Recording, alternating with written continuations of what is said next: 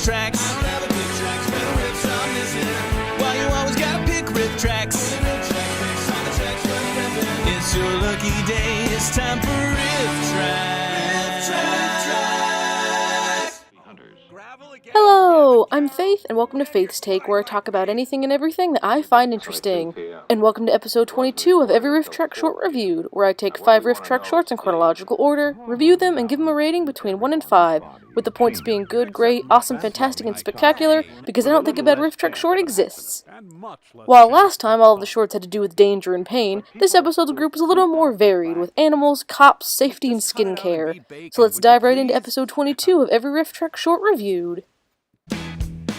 Number 106, 7 Little Ducks from September 20th, 2010. To a Chinese chef, this is the main course sitting on a pile of appetizers. Here we have yet another, we have random footage of these animals and dang it, we're gonna use it, shorts.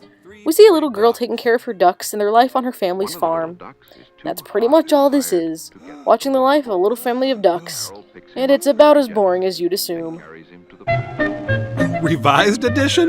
Yeah, they cut out all the scenes about hookers after some parents complained. Blacktop, Blackie, and Snow White are pet Muscovy ducks. They belong to Carol. She won them in a pig-resembling contest. She is feed. Carol tends her birds every day. Her boyfriend is Kermit the There are Frog. 5 half-grown ducks. So, anyone want to solve a mystery? Rewrite history? They No? tip their heads, but the beak of a tiny duckling breaks an opening in his shell.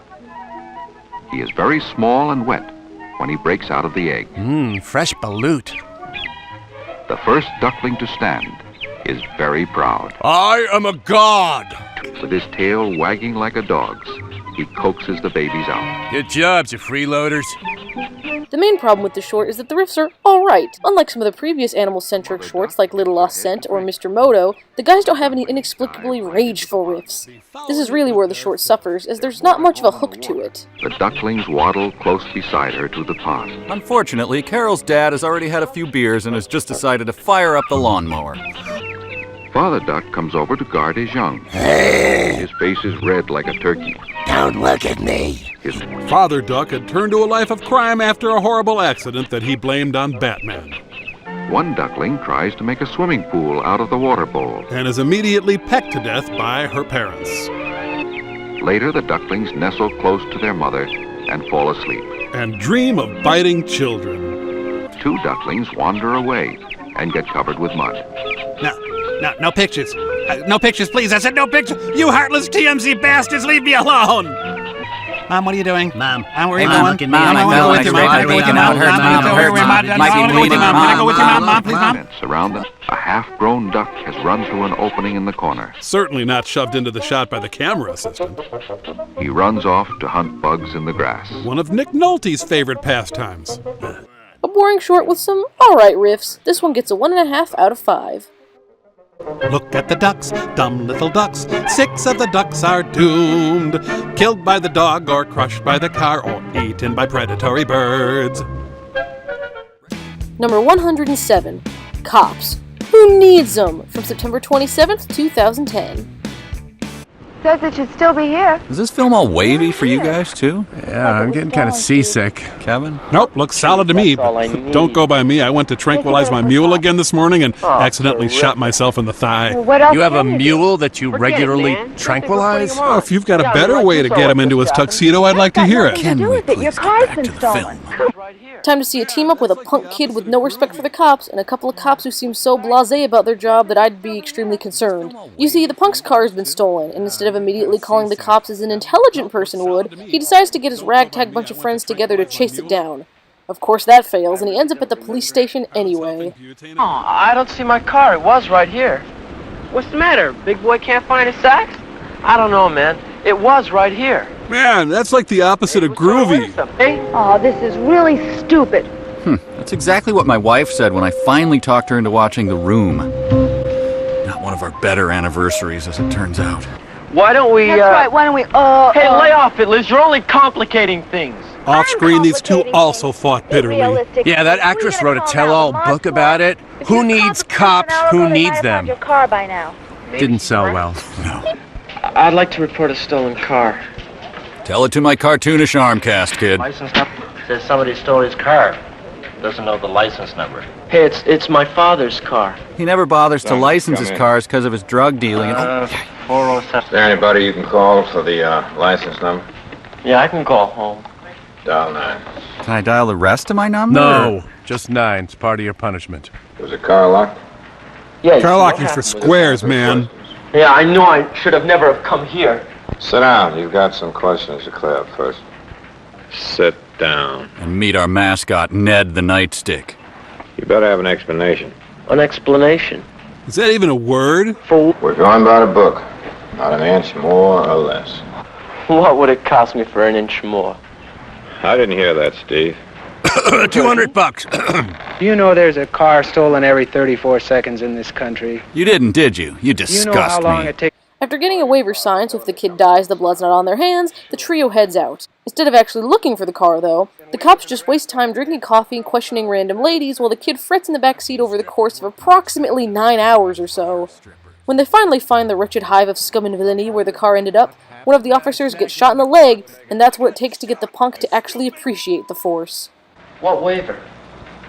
To release the police department of all responsibility for your life. Your miserable mustache-less life. One more month on this diet, my stomach will be shot. Speaking of shot, I see you haven't taken care of the kid yet. Lift the hood, cut the wires, then hook up to the engine mounts and zap. Rousdower? First, we gotta throw bricks at these hippies, but I guess you think that's kinda square. Probably a syndicate front. Exclusive little trading post for drug traffic. Okay then, lesson learned. You can drop me off anywhere. No way, kid. Your mild sarcasm must be punished. Okay, so kid, your parents don't know that lawyers exist, right? What happened? What happened? I snagged it on a Probably carpet making a nail. I got shot! You stupid!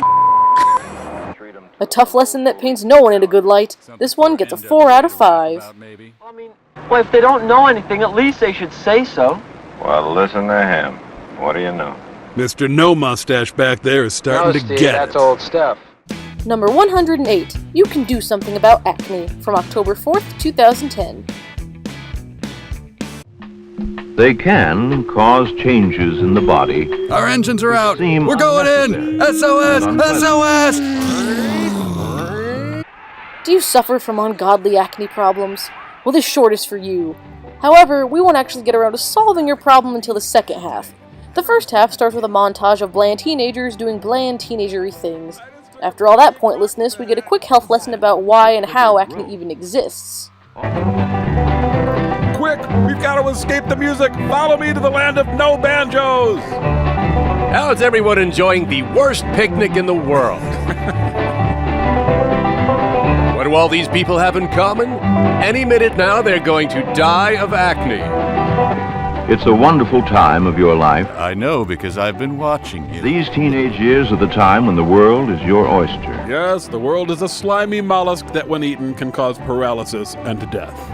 Let's suppose that you have a complexion problem. Let's suppose you were ugly enough to begin with. All right, well, hey!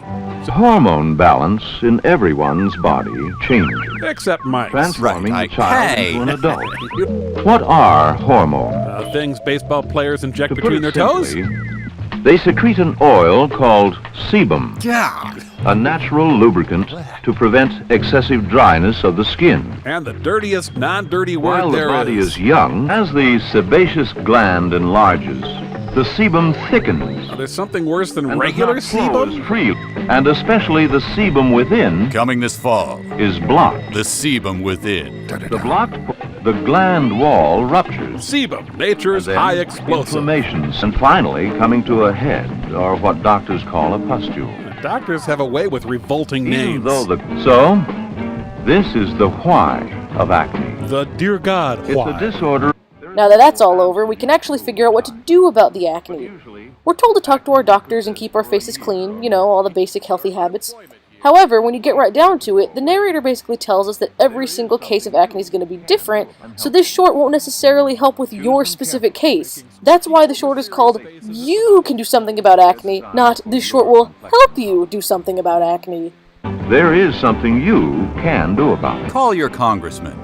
whether your acne will disappear in 6 months, whether it will be a stubborn case, or whether it is going to be severe. You have terminal acne. There is a lot of natural oil in everyone's hair. Oil that can get on your face. So don't wash your face with hair. The best way to keep skin clear is wearing a hazmat suit inside an airtight chamber 24/7. And in choosing a remedy, be sure that it is oil-free, not a greasy cream. Or a creamy grease. Be sure that Betty finds that a bit of sun helps her skin. Whereas Veronica occasionally eats chocolates and French fries and drinks soda pop.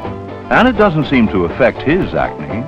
But Bob erupts like Krakatoa when he's in the same room as a Hershey bar. Like the plague. Cleanliness, godliness is optional, though often helpful. Rest. There are medications which can help you.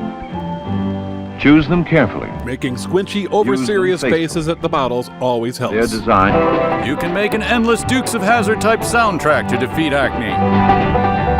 You can travel in giant striped donuts to defeat acne. This sebum-filled short gets a 4 out of 5. Now you may think we're changing the subject abruptly. But hey look, a parade's coming. Goodbye. Number 109, Safe Living at School, from October 11th, 2010. It's people who cause most accidents. Chipmunks are a close second, but people are number one. Here's a short that would have been right at home with the group we saw in the last episode. Yup, it's another short all about the dangers and inevitable pain that surrounds us. This time, we study all of the ways we could get hurt or hurt others at school. That's why accidents happen. They happen everywhere. Hear that? Accident. That's what you say. Streets are planned to be as safe as possible, too. But let's see how this Nimrod screws it up. There are no people at the school. And no people. No accidents. Oh, narrator, what did you do? What did you do with all the people? To be no as people. safe as possible. No accidents, no the halls people, are no wide accidents. And clear. The people who planned and built this school designed a safe building. But of course, they didn't design the people. The wretched, wretched people. Why did God make them so weak? In this case, George didn't get hurt because he was holding the handrail. The narrator's bloodlust goes People unquenched. who are looking out for and stairs are particularly dangerous. Ask yourself, are my upstairs classes really that important? As the safety-obsessed narrator prattles on, we see all of the different types of accidents and how to avoid them. Or at least how to deal with the terrible consequences of them, since pain is just going to be a part of every child's precious little life. There are many ways to hurt others accidentally. Accidentally, with finger quotes, that is. Non-prosecutable hurting of others. Now, two people are going to cause an accident. Hooray! Go team go! Forgetting to keep his... And there are ways to increase the chances for accidents. We can do better. Here's one way. Let's get that shoelace tied. No crazy, dangerous knots now, kids. Each person must be especially alert, especially careful, not to run into anyone else. Thousands of people die in volleyball accidents every year. It's a national tragedy. If we know what caused the accident, Daddy's lawyer can go to town. We report it to someone. Only the weak bleed. Yet another example of how unsafe the most seemingly innocent places can be, I'm giving this one a 3 out of 5. You've all got through the day safely. Well, almost all of you. Those 12 kids in shop class never had a chance. You'll be able to return. Number 110, Behavior of Domestic Pigs in a Semi-Natural Pig Park, from October 14th, 2010. And chews, paws, and pushes them against the nest wall. We believe this nesting-like activity is similar to the nesting behavior that most nesting animals exhibit whilst nesting. Therefore, it's quite likely that she is building some sort of nest. Our second animal short of the day, and it's the complete opposite of the first one. While 7 Little Ducks was a boring but harmless and relatively cutesy short with no real lesson, this one is a disgustingly detailed short about a mother sow giving birth to her piglets and the lives they go on to lead. And if you're particularly squeamish, you might want to sit this one out. As shown in a large, semi-natural enclosure, I'm Professor Shrek.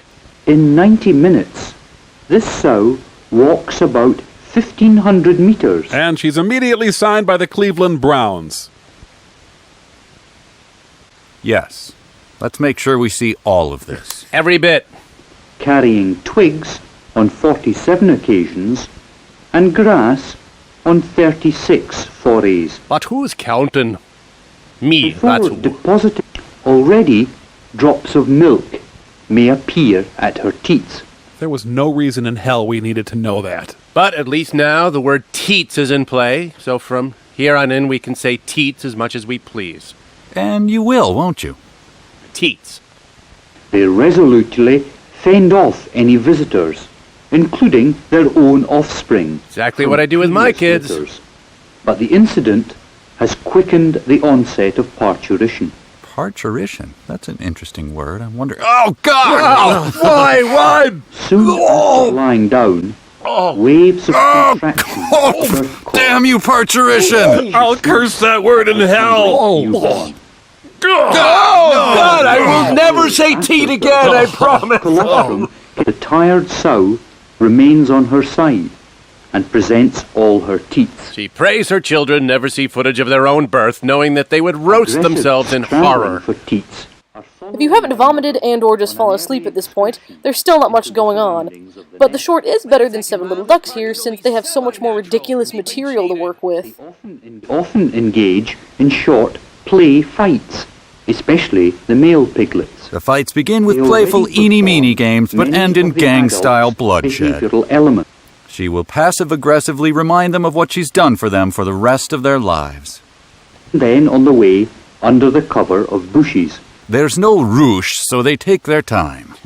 And avidly explore in the mother's vicinity. This film tests the cinematic limits of dinginess. Yay, dark, flaky crust just formed over my eyeballs. As a rule, mother and daughter sows forage near each other. Then they go shopping or taking a movie, because it's the ladies' special day at Oat. As the stronger piglets already have weaned themselves. While the weakest piglets apply for sanctuary with Christopher Robin. And roots. A horrifyingly realistic look at the animal kingdom, this one gets a 3 out of 5. I now know roughly 7,000 times more about pigs than I ever hoped to know. As always, thank you all so much for watching, and I want to give a special thanks to all of my wonderful Patreon supporters, including Kevin Nata and Jill Johnson, and I just added my first Patreon-exclusive commentary on there, so if you're interested in that, feel free to check out the page. And if you've been watching Season 11 of MST3K on Netflix, I have a whole playlist of videos where I'm reacting to every single episode, so give that a look if you're so inclined. I've been having a great time discussing the season with everybody, so come join the fray. Thanks again, and I'll see you guys later. If it results in time for Rifftrax.